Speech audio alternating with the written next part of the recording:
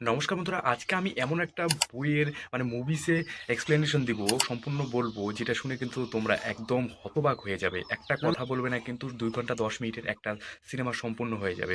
বিজয় সেতুপতির গান্ধী টক্স cinema, যেটার মধ্যে গান্ধী টক্স মানে বুঝতেই পারছেন, গান্ধী মানে ছবিতে যে গান্ধীজি থাকে সেটা কথা বলবে, কিন্তু একটা কথা বলবে না। অনেকে কিন্তু বলছে একদম সাউথ আর বলিউড কোনটা ঠিক হবে কোনটা ঠিক হবে না, কিন্তু এই সিনেমার মধ্যে বিজয় সেতুপতি এতটাই ভালো অভিনয় করেছে।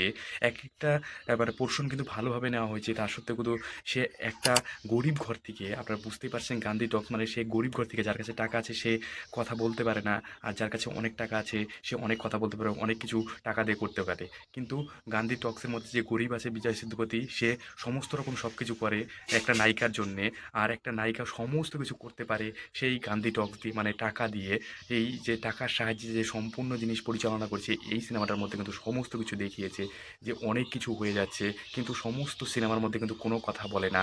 আপনাদের এখনই দেখা উচিত অ্যামাজন প্রাইম এবং জি5-এ। খুবই সুন্দর সিনেমা, আমার তো দেখতে খুবই ভালো লেগেছে। অবশ্যই আপনারা এখনই গিয়ে দেখতে পারেন। আর এরকম টাইপের অনেস্ট রিভিউ দেখার জন্য অবশ্যই আমার চ্যানেলটা সাবস্ক্রাইব করে ভিডিওটা শেয়ার করতে ভুলবেন। আজকে তো ভিডিও এখানে ছিল, আবার একটা নতুন রিভিউ এবং নতুন ভিডিওর মধ্যে দেখা হবে। জয় হিন্দ, বন্দে মাতরম।